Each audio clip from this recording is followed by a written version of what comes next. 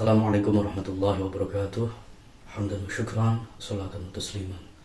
Alhamdulillah teman-teman, kita berjumpa lagi di channel kesayangan kita, Zamzamiyatul Barokah. Hari ini alhamdulillah suasana lumayan ideal untuk mengajak mager karena di luar sedang hujan dan dingin, jadi kelihatannya cocok untuk mager. Makanya saya memakai kostum seperti ini. Namun tetap teman-teman, pengajaran kita, pembelajaran kita harus tetap berjalan. Dan hari ini kita akan melanjutkan pembahasan kita mengenai masalah bibliografi secara peradaban Islam. Kalau kemarin kita sudah membahas unsur-unsur yang harus ada di dalam sebuah bibliografi, maka hari ini kita akan mempelajari subjek dari bibliografi itu. Nah, subjek dari bibliografi atau yang melakukan bibliografi, melakukan tugas-tugas bibliografi itu disebut dengan bibliografer. Nah, bibliografer ini dia mempunyai tugas yang sangat berat. Karena apa? Karena berhubungan dengan buku-buku.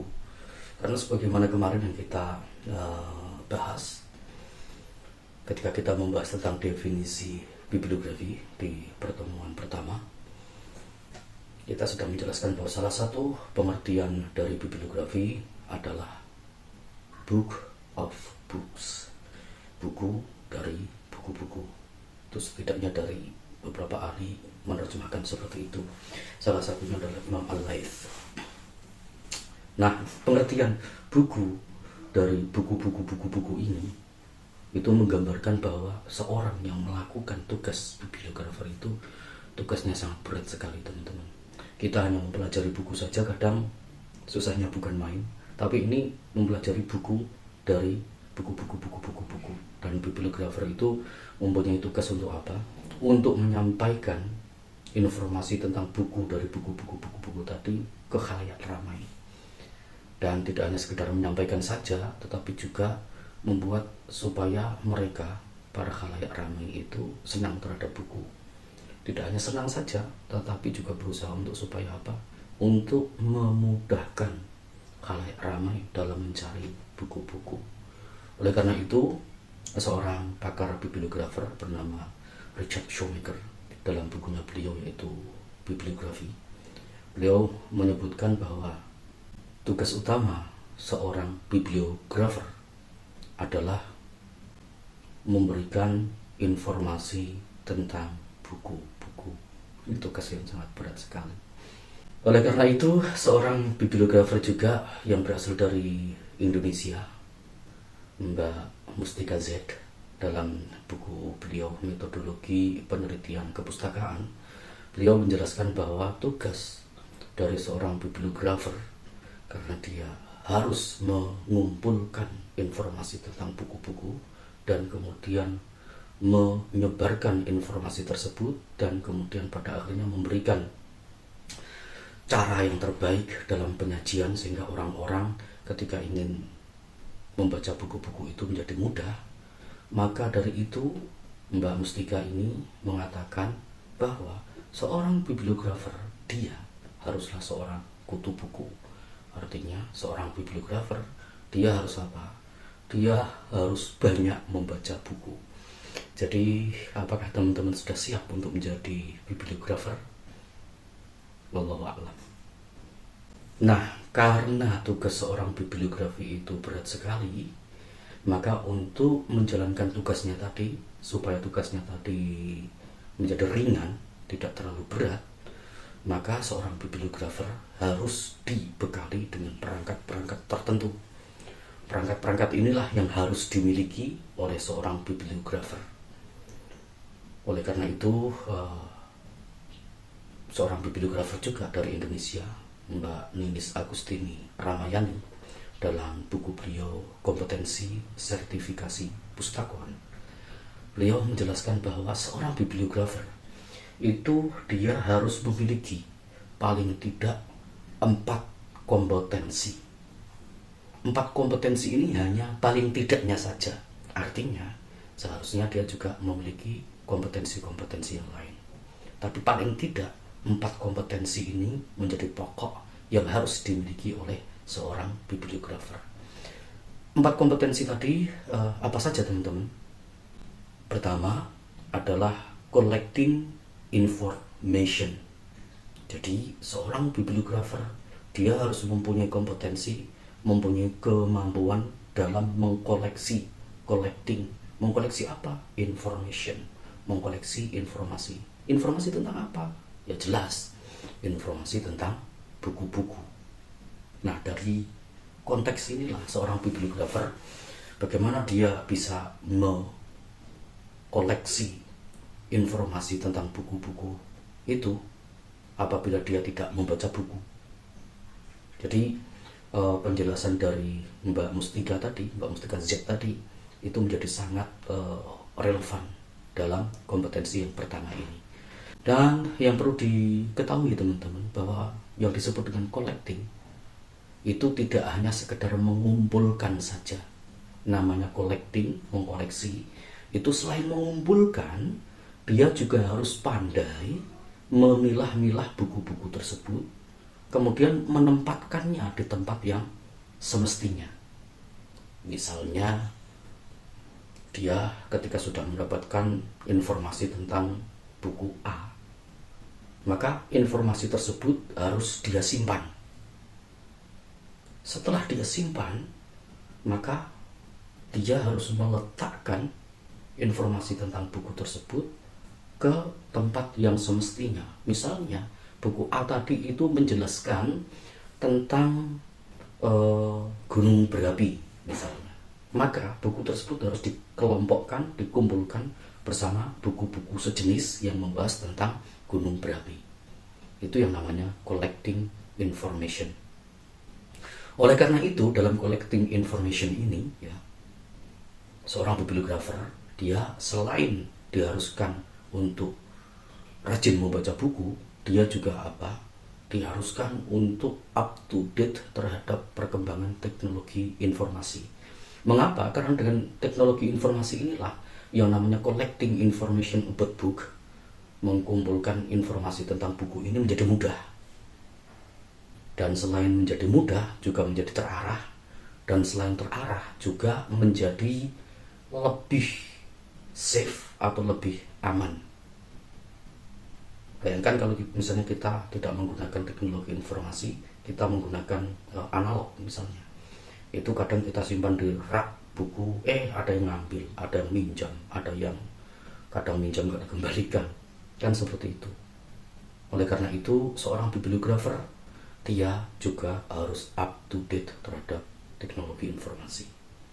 Kemudian kompetensi kedua yang harus dimiliki oleh seorang bibliografer menurut Mbak Nenis Agustini Ramayani tadi itu adalah processing information. Processing berarti memproses, information ya informasi. Informasi tentang apa?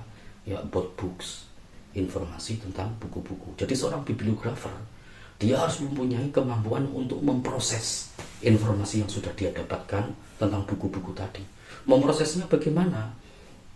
Tadi di yang ranah pertama tadi hanya sekedar mengumpulkan, memilah-milah, kemudian menaruhnya dalam tempat yang sewajarnya. Maka dalam processing information ini, seorang bibliografer harus mampu bagaimana caranya supaya informasi tentang buku-buku yang sudah dimiliki oleh dia, sudah dikumpulkan oleh dia, sudah diklasifikasikan, ditempatkan pada tempat yang selayaknya oleh dia, maka dia harus mampu untuk untuk menemukan atau memberikan cara bagaimana supaya informasi tentang buku-buku tadi mudah ditemukan oleh khalayak.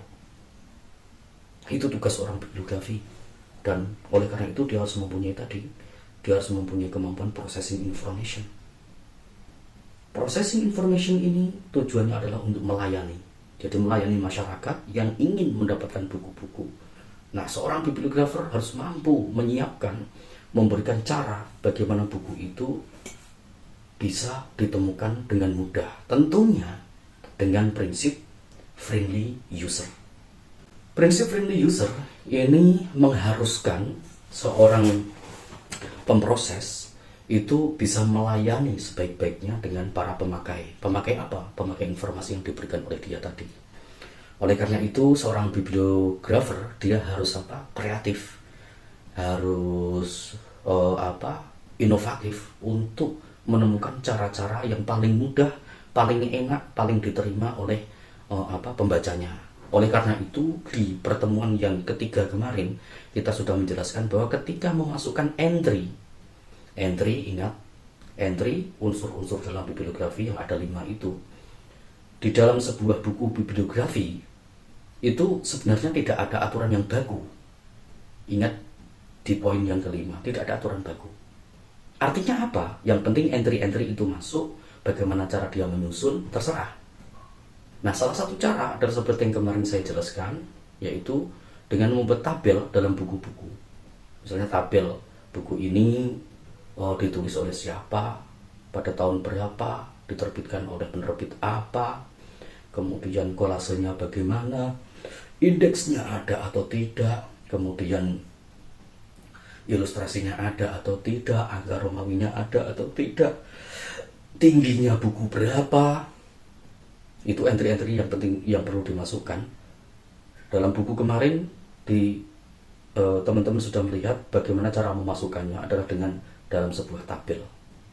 Kemudian baru di bawahnya diberikan penjelasan mengenai buku tersebut. Buku ini menceritakan tentang ini, membahas tentang ini, terdiri dari 6 bab. Misalnya bab pertama menjelaskan ini, bab kedua menjelaskan ini, bab ketiga menjelaskan ini.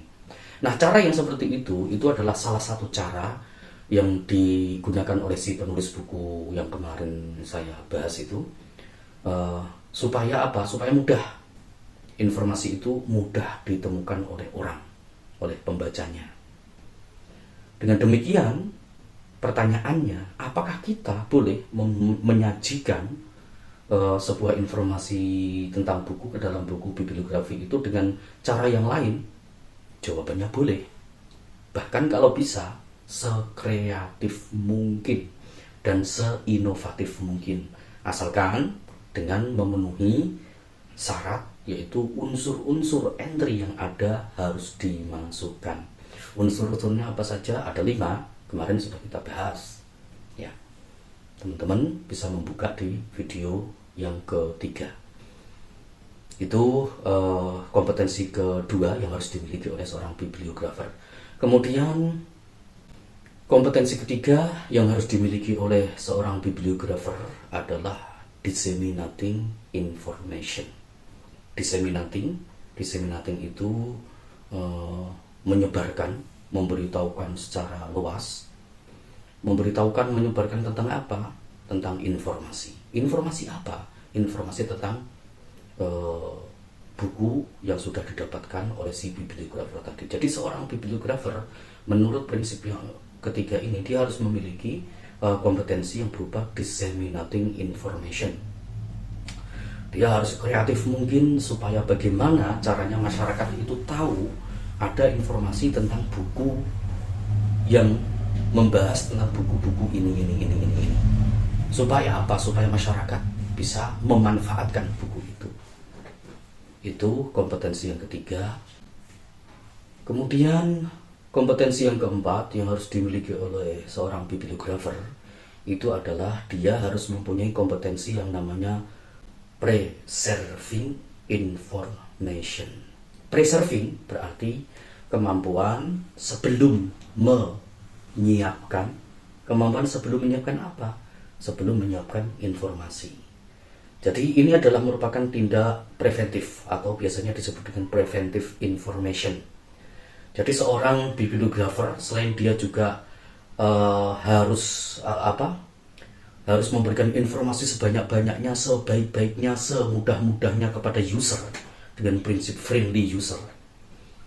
Dia juga mempunyai kewajiban untuk apa? Untuk menjaga supaya informasi yang sudah didapatkannya tadi, yang mungkin biasanya sudah tertulis dalam bentuk buku, itu supaya terjaga dalam arti apa? Tidak mudah hilang, tidak mudah rusak, tidak mudah dilecehkan. Jadi seorang bibliografer itu selain dia harus berkhidmah, memberikan pelayanan ke masyarakat untuk memudahkan masyarakat menemukan referensi-referensi buku-buku tadi, dia juga harus apa? Dia juga harus ketat dalam apa? Ketat dalam menjaga informasi yang sudah didapatkannya tadi supaya tidak mudah rusak, supaya tidak mudah hilang. Karena kadang misalnya ada orang itu menggunakan buku sembarangan, atau kadang orang itu membaca buku, memakai buku sembarangan, sehingga apa? Sehingga buku mudah rusak. Ini sebenarnya yang keempat ini lebih banyak ke apa? Ke para pustakawan. Tapi bibliografer juga harus memiliki ini. Jadi sekali lagi teman-teman, menurut Mbak Ninis Agustini Ramayani dalam buku beliau yang berjudul Kompetensi dan Sertifikasi Pustakawan itu disebutkan bahwa kompetensi utama yang harus dimiliki oleh seorang bibliografer itu paling tidak itu ada 4. 4 itu apa saja? Pertama, collecting information. Kemudian kedua, processing information. Kemudian ketiga, disseminating information. Kemudian keempat, preserving information. Ini harus dimiliki oleh seorang bibliografer. Baik teman-teman, kiranya cukup pertemuan kita hari ini. Insya Allah akan kita lanjutkan di video selanjutnya. Dan di video selanjutnya kita akan lebih menukik lagi ke masalah bibliografi yang khusus secara peradaban Islam. Karena sebelum-sebelumnya tadi ini adalah bibliografi secara umum. Demikian, terima kasih. Wallahu a'lam bishawab. Assalamualaikum warahmatullahi wabarakatuh.